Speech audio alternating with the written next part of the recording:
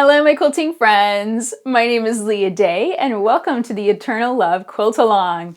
Today we're going to take all of our fusible applique shapes, combine them together and create this beautiful quilt.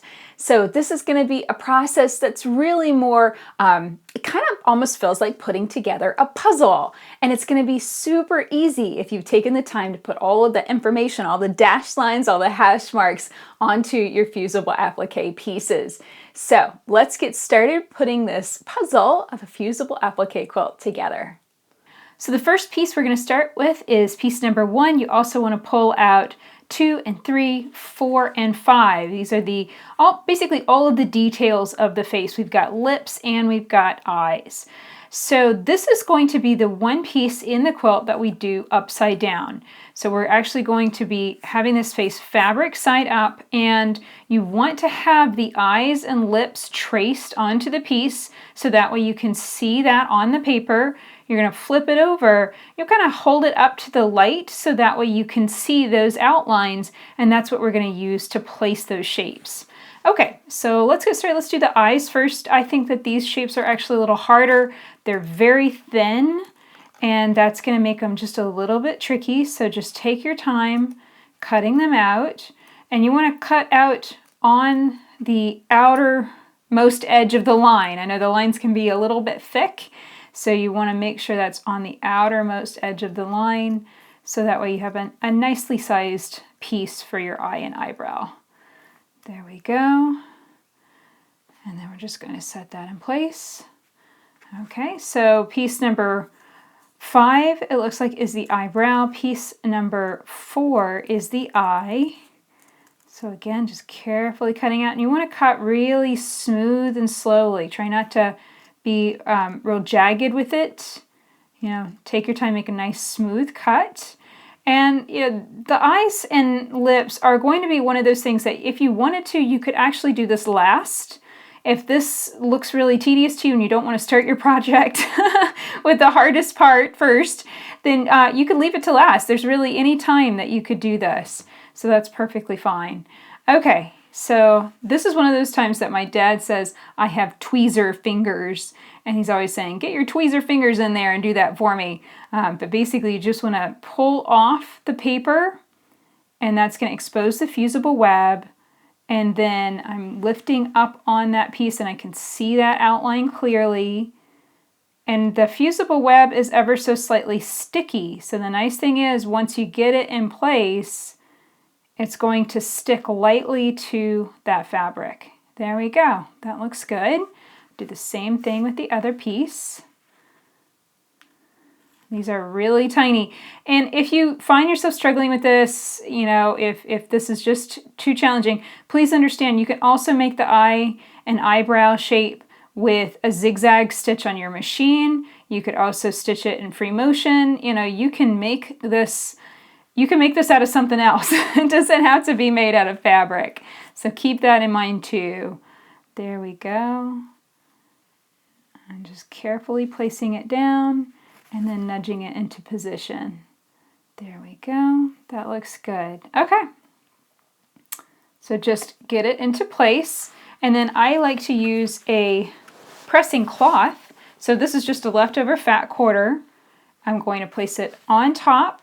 And we're going to do something called fuse tack. It's just a real light, about 3 seconds over that shape.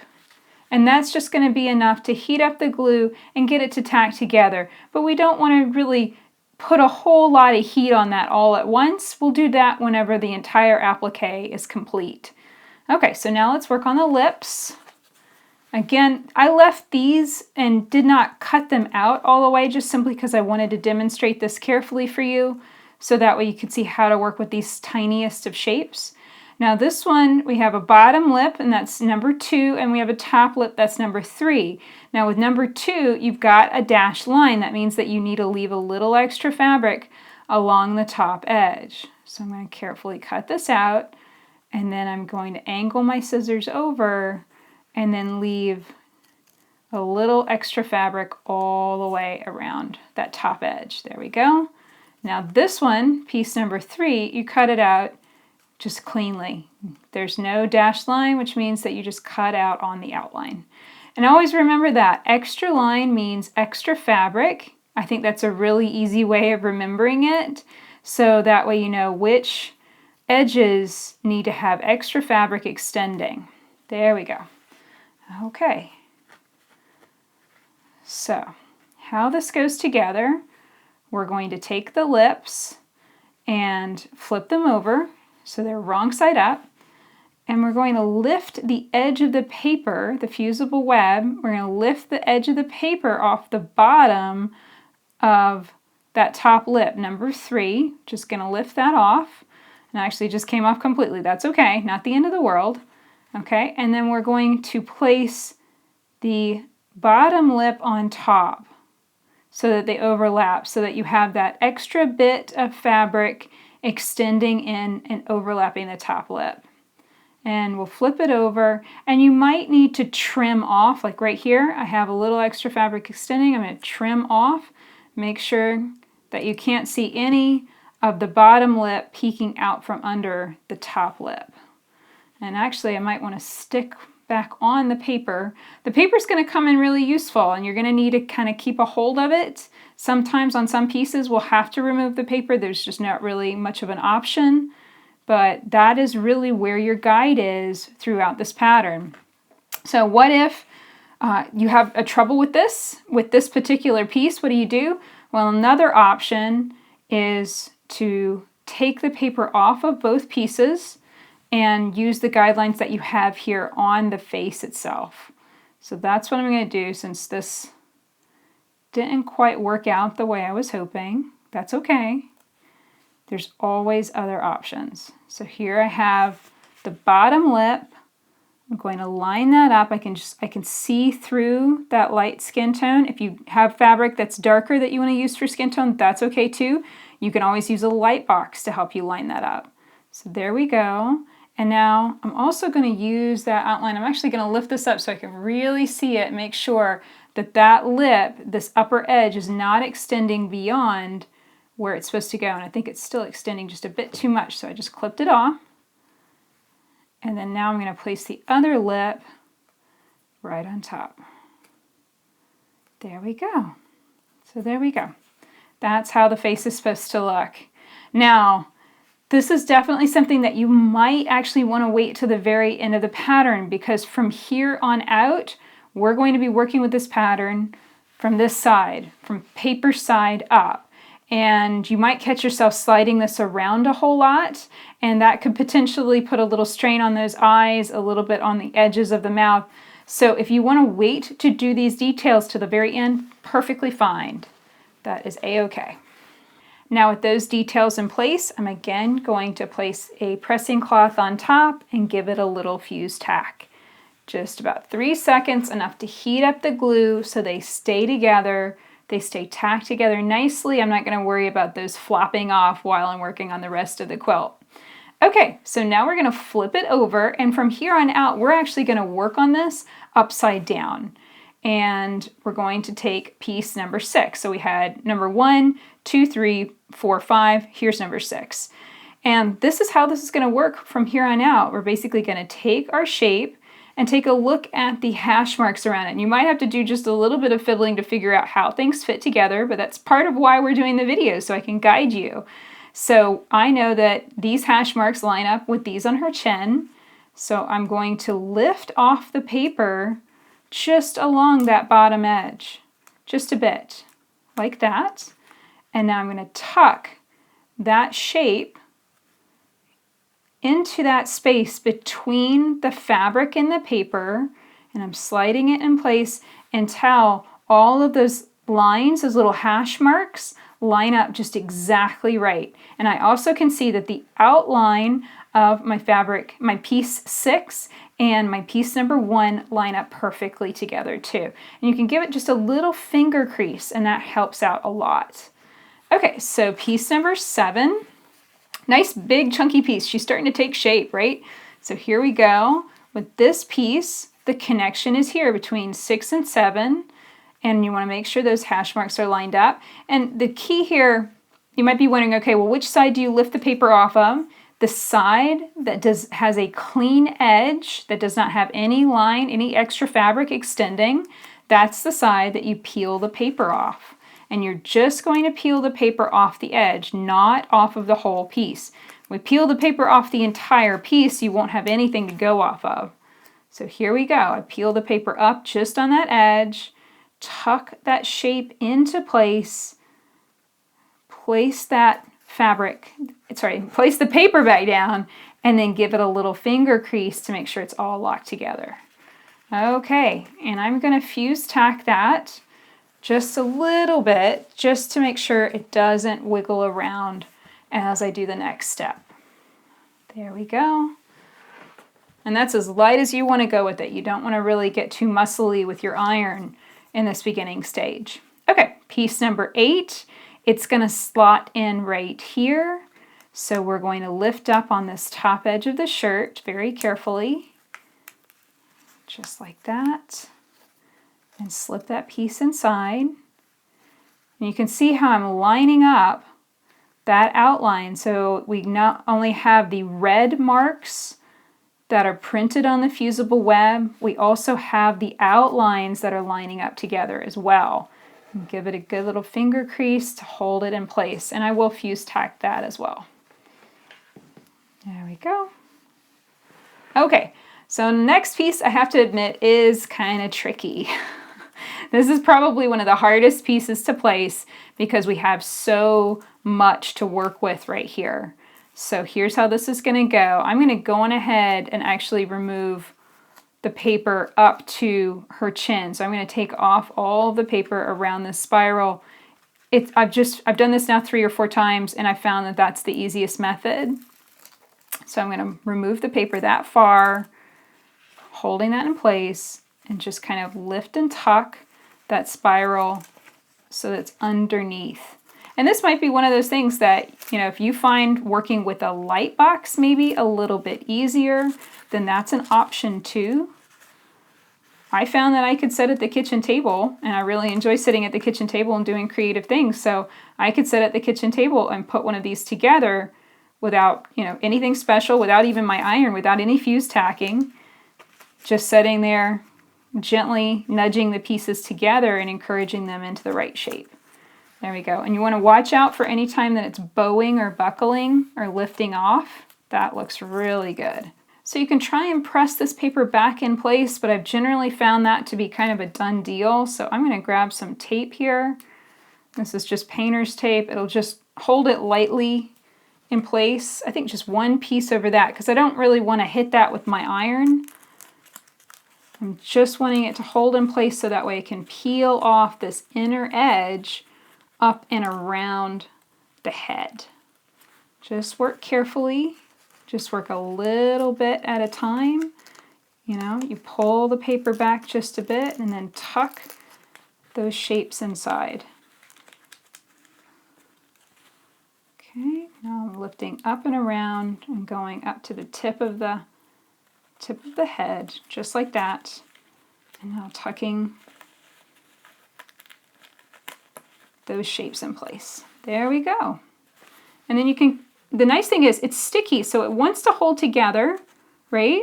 But it's not so sticky that you can't shift it around a little bit and wiggle it around and get it into exactly the right position. There we go. Okay, I like that a lot. I'm going to take off that tape. It's okay if that flutters around just a bit. It's not going to hurt anything.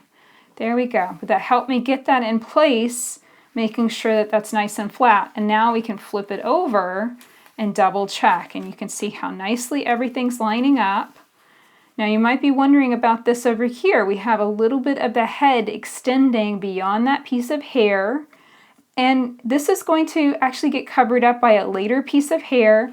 But if you're really worried about it, you can flip it over and just take a look at it. And what that is that's actually a little bit of just the extra head piece. That's not actually the piece that, you know, is even part of the pattern. That's just extra extension. And you can come back to the right side and clip it so it runs in line with that other piece of hair. So you might occasionally want to flip over the pattern and just check those spots. Like right here we have that little spot where the shirt and the neck meet up, just give that just a tiny little trim. That's all you need to do. Now this over here is going to get covered up with more hair, so I wouldn't do any trimming over here, but on this side, that's pretty much the finished edge of the goddess. So if you want to do any trimming, you can flip her over, take a look at her, and do that now. Okay, so from here, what's the next step? We're going to start building out the hair going in this direction. So we're going to grab several pieces at once. So here's the next set of pieces we're going to attach. We've got 10, 11, 12, and 13. So the first step is to take piece number 10 and just eyeball it. Figure out where this is going to fit. This is a little bit like a puzzle, and you might have to sit here and fiddle just a bit to figure out exactly where that piece of hair goes and how it flows. And a really helpful thing is grab the quilt pattern, take a look at it, and see how that shape is fitting in relation to the face. So that can help too. And another thing that can help is the way I've set up break lines. I've intentionally spaced them very close together and some further apart, so that way it's just a little bit more clear. So with this piece, we're going to lift off the paper through this section, but look at that tip. You see how we've got fabric extending on the other side, so that's a little different. So what do we do there? Well, basically what we're going to do is we're going to tuck fabric into this area along this edge, and then we're going to take this tip and tuck it into the space between the fabric and the fusible web on that side. So it's a little bit of doing both things at once. So here I go. Going to tuck that in place, and I've got to slide it down. It looks like I'm not in the right position. So I need to lift off that paper. And I hope you can see that this is definitely going to be something that requires just a bit of patience and a hard pressing board. This is something that I shared a tutorial on. You can build one yourself. You can build your own hard pressing board. That's what I'm working on right here. It really makes this easier because I can press down firmly on that board and keep everything in position. It's not going to shift. You see, just a little bit of fiddling, and all of those lines are nicely matching up now. That looks great. I'm super happy with that. Okay, so now where do we go? We've got fabric D. This is piece number 11. It's another shirt piece. And so this is going to go right here. It's going to slot in on this side. So I'm going to carefully lift off on the fabric, between the fabric and the fusible web. And part of the reason why I love Steam-A-Seam is I've really struggled with other fusible webs that don't stick very well to the fabric, and so I would go to lift off the paper and then half the fusible web would stick to the paper instead of the fabric that they were supposed to fuse to, you know? And so that's one of the reasons why I really like Steam-A-Seam 2 Light. There we go. That looks good. Give that a little finger crease. And then now here on the other side, whoop, that piece was underneath there, but it was not actually attached yet. What I'm doing is lifting off the paper on this side. Now, if you ever have a sharp bend in the paper and it's just not seeming to want to lift off nicely, you can clip it. So I'm grabbing my scissors and just giving that a little snip, and that way it will fold back just a little bit easier. And now I can tuck this shape into place. There we go. Tucking that in so that all of those lines and those outlines, so you can see the break lines are lining up nicely and the outline of this piece with that piece are lining up too. And if it ever isn't lining up just exactly right, you know, pick it up and nudge it into position. Get it where you want it. Okay, fabric 13. Sorry, I keep reading fabric, and that's why I keep saying that so much. Number 13 goes right here. This is a little bit of skin tone fabric. I'm going to lift off that bottom edge, tuck it into position, just like so.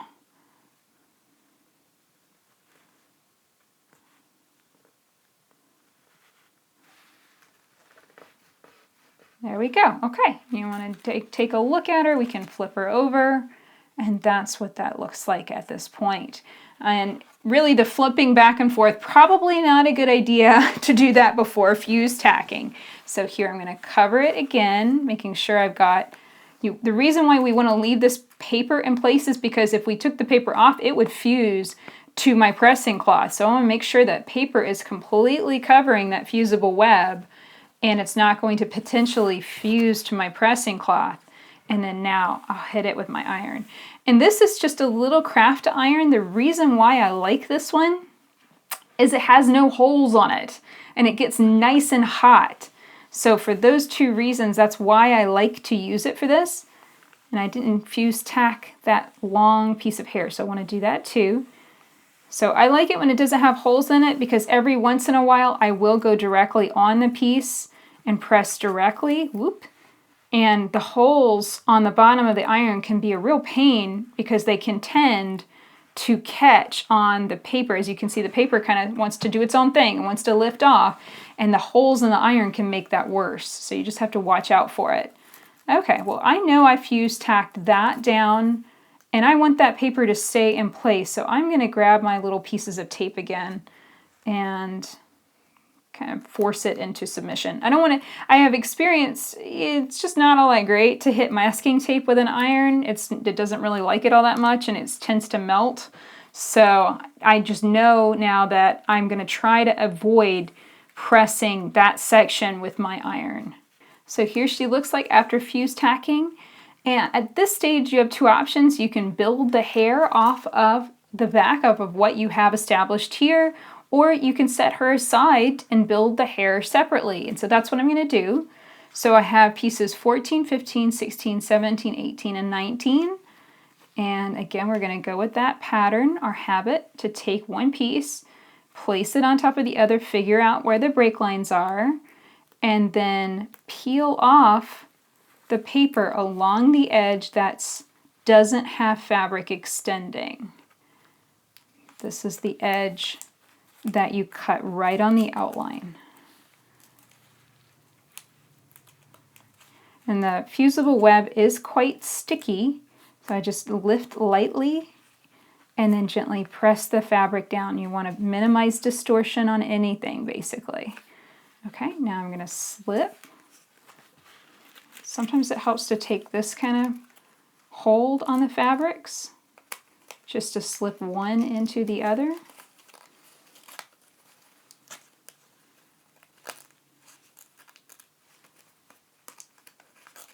Just like so.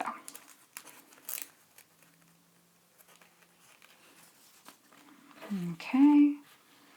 And once I get the piece, into that gap between the fabric and the paper, then it's just a matter of tweaking it, making sure that they're nicely locked together, that the break lines are all matching up, and that the outlines are matching up too. There we go. All right, so now the next piece goes just like this. So peel off that paper. And whenever you're working with Fusible Applique, it's really nice when you can work in units like this because you can kind of just pace yourself a little bit. You can sit down with it and say, okay, well, I'm going to work on, all of the hair right now, or I'm going to put the baby together, something like that. And that's really nice because then you don't feel the pressure to do the whole thing all at once. Okay, now I'm going to slip this down, take a look at our next pieces. Here we go. So this piece is going to go all the way through there, all of those things matching up. And if ever you reach a point where things just aren't matching up, take a look back at how your break lines and double check them. If things have started to slip in one section, that will have a cascade effect. You really do need to take your time and get everything nicely matched up before moving on to the next piece. So at this stage, things are going a little wobbly-bobbly on me, so I think it's a good time to fuse tack. So just place your pressing cloth on top and give it a little press. And it's just enough to heat the glue to make sure everything's lining up nicely and going together nicely. Now, every once in a while you'll see something And I like to double check just at this stage. I've got just a little bit of fabric extending on that piece. It looks fine from this side, but this is another situation where you might want to flip it and just see how the fabrics are looking.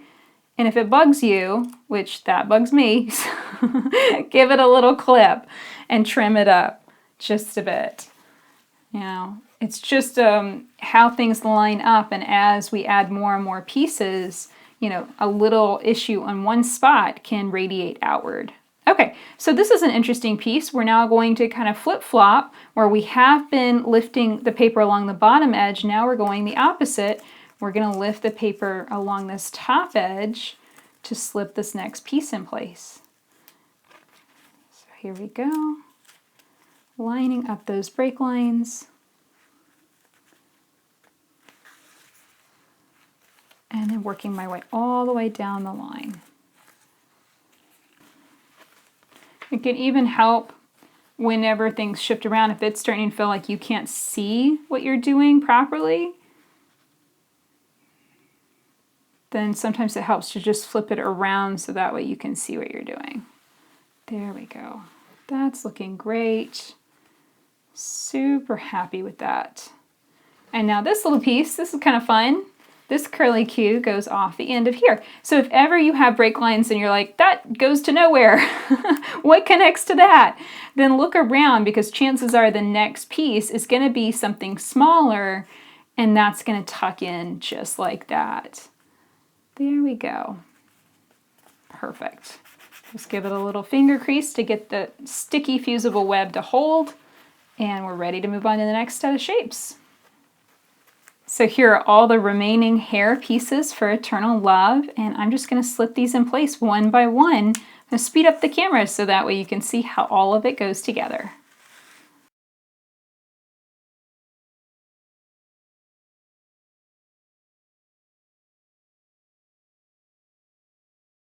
So here we have the last piece going in place, and I'm going to slip it underneath and then tuck the piece before it. It's kind of this area right here that's going to hook around the head is always just a little finicky, so always watch out for that. And then I'm slotting it through between the paper and the fusible web all the way down the line. And if you ever find that just challenging, the paper's in your way, it's getting hooked up on something, take your scissors and clip that paper and then bend it back out of your way. And that will tell it who's boss. There we go. That looks a lot better. And slip it into shape. And some of the problem can be just, it goes, you know, you kind of get stuck in place into one position, and you just have to tug on it a little bit to get it just right. All of those break lines are lined up. You just fold the paper back then and make sure all of those break lines are nicely lined up all the way through. And then also make sure that you've got, basically the fabric's going to run under and then it's going to run over on top of this other piece. So there we go. Okay, and then give it a fuse tack and then we'll flip it over. So here is all of that beautiful hair connected together, and now flip it gently back over, and we're going to slide this entire piece and connect it to the section that we've already completed. Okay, so we have a little bit of over under here. So this section through here needs to slot into the space between the fabric and the paper on piece 9. And then down here, we need to lift off this bottom edge of 14. Shift it here so you can see. You need to lift off this paper edge of 14. So it's a little bit fiddly here. So we're going to take our time. First thing I'm going to do is lift off the paper on the top of piece 9. And this is one of those pieces that, you know, you just might end up losing your paper completely on it. And then that's okay. It's not the end of the world. So I'm going to slide that into position very carefully. And this is why I have the tape here, so that way it holds it. The fusible web paper that's at least holding in place, so that way I can see how things are supposed to line up. And that's actually looking just about perfect. Okay, so now I'll take this bottom piece 14 and start peeling off the paper between the fusible web and the fabric. There, just like that. Just peeling up that paper. Okay, and then now I'm going to take, it's actually piece number 10 is where this starts. I'm just gently lifting it and slotting it into position.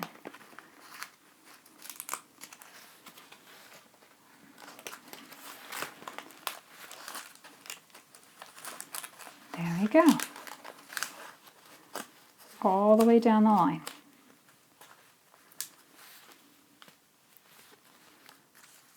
Okay, and then that might shift things just a bit. Oops, and you can see, ooh, I didn't fuse tack that all that well. That's why that's lifting off. So just be really gentle if this happens to you. As you can see, fusible web is a little tricky, and that's okay. You know, even if things shift out of position a little bit, there's so many ways that you can check yourself. And as long as that paper, you know, you've either locked it in place with tape or you're just holding it in place just like this and using those outlines as a guide, it's gonna be okay. Don't freak out if things start shifting or it just seems like everything's going out of control. And the biggest key here is to fuse tack. Just place your iron on top, count to 3, slide it over. If you've got tricky fabric that's wanting to lift off on you, count to 3. There we go. So that's all fused, tacked, and locked together and looking good. Okay, I'm not going to flip it over because honestly I think a lot of these issues that I've been having, have been caused because I've been manipulating this so much and flipping it back and forth. And I'd have to say, most of the time I don't lift up the applique until the very, very end when I'm actually putting it onto the background fabric. So this is me, you know, mostly just trying to show you what it looks like in every stage, but I do think that that is affecting how this is going together. And that's why it's being a little bit more fragile than usual. Okay, I'm really pleased with that. It's come together really nicely. Everything's locked together really good. It's feeling a lot more stable, and now we can grab the rest of our pieces. And this is really the home stretch. You can see I keep all my pieces organized in a little bin so that way I didn't lose any of them. Okay, I'm going to slide her back a bit. And this is the home stretch. We're going to do the baby body, the goddess arms, and the bottom of her shirt. So here we go. We've got piece 28, 29, 30, 31, 32, and 33. Okay. So very first step is to work on piece number 28. We're going to peel off that top edge. And this is going to go right here along her arm. So you just want to be gentle, peeling that off, and then slip it into position. And if you're ever like, oh, well, some of the break lines fit, but other ones don't, that's just a sign you need to rotate the piece a little bit more and get it to where it's lined up properly. That looks great. Excellent. Okay, and now piece number 29. We're going to lift off the other side of that piece. Just gently lift it. Try not to take it off completely, you know, that the paper is really the key, you know. That really helps you guide, it helps guide everything. So just try not to lift it off completely. And then if it does lift off, like I can already tell, that's just wanting to flake off into the wind, I'm going to grab a piece of tape and tape it down. There we go. All right, now this is a very fun piece. This is fabric H, and it's number 30. And this is your baby. So we're going to peel off the paper on the baby all along that top edge, just like that. Because we're going to tuck the whole bottom edge of the goddess, the head, and her arm into position. So let's start with her arm over here. That looks good. And now slip the rest into place. Just lifting up very carefully And please fuse tack as often as you feel like you need to. Sometimes I'll push it a little bit and I don't fuse tack as much as I probably should, and then things start going kind of loosey-goosey on me, you know? So if it's feeling out of control, fuse tack, no big deal. There we go. You can see it slipped down ever so slightly. It's not quite in the right position. There we go. That looks better.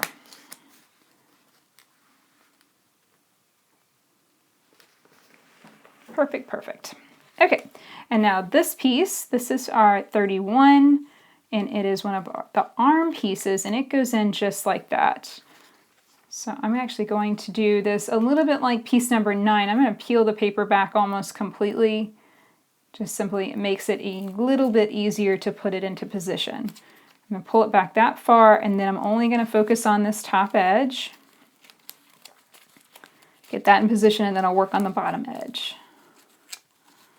So pulling it all the way back. Let me shift this just in case you can't see. There we go. Okay, and now I lift the whole thing up and place it on top. So now I'm just working up that line. Sometimes it can help to just pick up the whole thing and set it on top of it. You know, that can work too.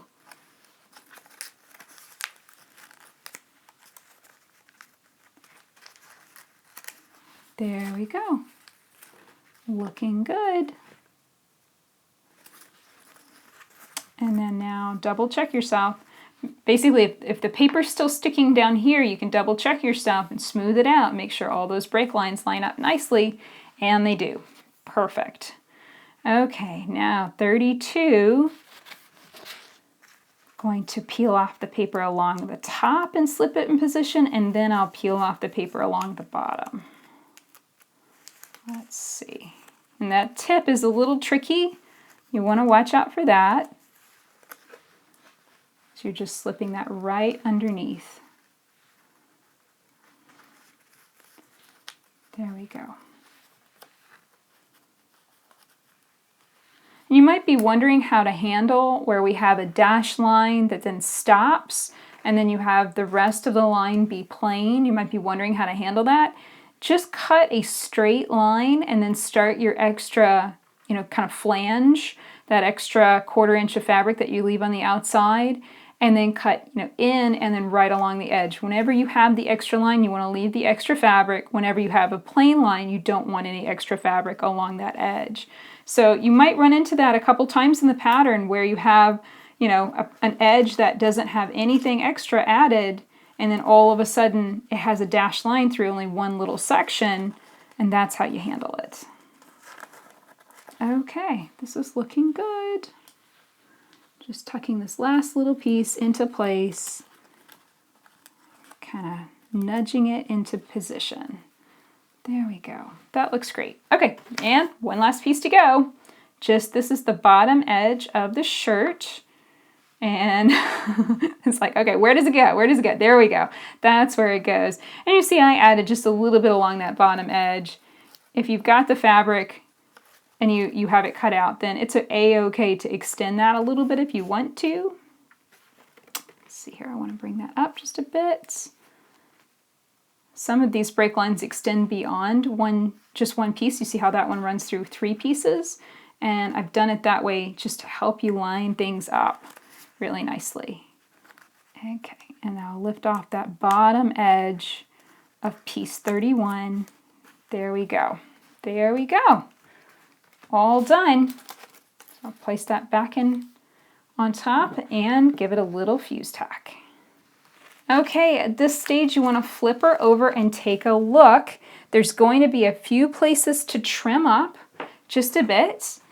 Like you can see right here, you're just going to run your scissors right along the edge of her face and clip off that little extra fabric that's extending right there. Down here along this bottom edge, looks like I need to tack that one more time, just like that. I've got just a little bit of that baby fabric extending, so just like before. And I'm just running my scissor blades right along the edge of the applique that's supposed to be overlapping the other one. Another little nick right there. And what that is that's the overlapping fabric, just overlapping a little too much and extending beyond the edge. We've got one more spot here right on that baby head. Okay, so those are really the kind of tricky spots that I've identified right here on the goddess's forehead, right here on the baby, and these two spots on the arms can be just a little, you might need to trim them up just a bit in order to get them just exactly right. But that's it. That is the entire goddess put together, fused together. She is tacked and ready to go onto the background. So next step is to peel off all of the paper, get your background fabric ready to go, cut to the right size, starched and pressed so it's nice and flat. We're going to peel off all of this paper and lay it down, fuse it in place permanently. So here is Eternal Love placed on the background fabric. And a really important note about the background fabric, you want to cut off this nice big piece off the background, and you need to save that because we're going to use that to bind our quilt. So this is going to be our quilt binding. So make sure to fold that up, put it somewhere where you remember it, because after this is quilted, it'll need to be bound in order to be enjoyed. So here we go. We've got our nice big background piece of fabric. I've starched and pressed this so it's nice and flat. And now the next step is to peel off all of the paper. So it has served its purpose. We got its, more than enough use out of it, and now it's time to go away. And I'm being a little fast here with this. Actually, you want to go a little slower than I just was, and I just peeled that off completely. So there you go. Lesson: don't go too fast. So here I'm going to put this piece of paper back in place and slip that lock of hair back in place. Clearly, I need to fuse tack that just a bit better. Oops, I need that back in place if I'm going to fuse tack it. Remember, if you have to hit it with your iron, you've got to have paper between the fusible web and your iron. Otherwise, you're going to get fusible web on your iron, and that's no fun at all. Here we go. Okay, a lot more gentle, Leah. Slow down. And this is going to be sticky. So as it comes off, it's going to start going sticky on you, and you might have issues with it sticking together, so just watch out for that too. We're just working one piece at a time here, and be gentle. There we go. Peel off that little piece. And kind of try and, that one did it too. These little tucky hair pieces. What I'm probably actually going to do is I'll show you how to stick that back in if it happens whenever you flip it. If you lose pieces as you flip it, then I'll show you how to tuck them back in then at the end. No big deal. Okay. And these curly cues can be just a little tricky because of course that's a spiral. So just be gentle. That's the lesson here. And I gotta say, that idea of putting the two pieces of fusible web together really worked out well with those pieces that we had to kind of cobble together. No overlapping fusible web. They just butted it up. And so far, I think that has worked out just exactly right. It's worked out really, really well. And I haven't had to, I don't think that has caused any problems for the quilt pattern. Here we go. Now this little guy, you see how that fuse tacking? Now it's totally stable, 100% fine. And now we've got these areas where we taped. So just give those a little tug. Whoops. Again, gentle. I sometimes have to just remind myself to be gentle. It's so easy. You get so excited here right at this last stage. And you really don't want to rip the paper just in case you have to put something together again, and just in case you need to flip it back over again. So don't rip the paper. There we go. And we'll take off this piece for the face and her neck. And what's cool is if you have left it face down, then this is a little preview party for the fabrics and how everything's going to look after you flip it. So it's kind of fun. It's a little treat. I really like to have a surprise at the end. You know, when you flip it over, have that be the big reveal. That's always my favorite part. And I have tended to gravitate towards applique methods, like no sewing until you quilt it is another applique method you can do. And that one has a really nice big reveal at the end. That's just wonderful. Okay, now these little pieces. It's really nice when the paper's already starting to peel up at this stage. There we go. And now the baby. Whoops. Yeah. I think a little bit more fuse tacking would not hurt. Action learning tip. I seem to be having a little bit of trouble, and I think I just did not fuse tack long enough to really get these pieces together. So maybe do a little bit more than I did in the video here. But I think this is a good thing because, you know, it's one thing to try and make something perfect, you know, and show you the absolute perfect way of doing it. It's another thing to show you how I'm going to troubleshoot and deal with a disaster that some of these pieces have, you know, are going so weird and wonky. Okay, so my goal here is to pick this up and flip it over. I'm going to move all the paper over to one side so that way it's not going to get underneath the applique. We're going to pick it up and flip it, and we're going to aim to get the goddess's face more towards like right about here, so that way she ends up centered in this background piece. So here we go, flip and over. So that's how it's gonna land. You gotta wanna just get it over onto the right side, onto the fusible side, and then you can start to tweak and play. And so the area to really look at is this bottom edge, because once we get the bottom edge right, then everything else will fall in place. Here we go. I like that well enough. Now I'm going to tuck and get her situated. You can see how I'm kind of shifting this very gently, small degrees. Here we go. Lifting that head so that way I can lay that flat. Mostly I'm just trying to smooth it out, flatten it out. Here we go. And you see how that overlaps that. Just lift it and tuck it. If your fuse tacking was like mine, please understand it's not the end of the world. You were just going to smooth out the hair pieces one by one. And the nice thing is it's nice and sticky. It really is. And that's a good thing because it's going to stick to this background fabric. It's going to hold in place, and it allows us to smooth out, and once you get it smoothed out to this point, then it all starts to really come together and make sense. And you can see she's not perfectly centered. I'm closer on this side than the other side. At this stage, because of, my bad fuse tacking job, I'm probably not going to lift her and move her, just simply because I don't want to risk it. I don't want to risk moving her. Here's that little piece that flipped up. I'm going to move her over. Here's that little piece that completely fell off. I'm going to lift this, and we're just going to eyeball that. So I'm just lifting that edge. I'm eyeballing that. That looks about right to me. You can see that has that nice curve through there. Looks good. Smooth it down. There we go.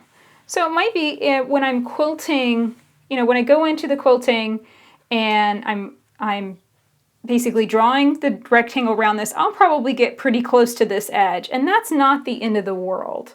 It's really not. Now I've got something funky going on right here. Just got a little too close to that edge, I think. There we go. Yep.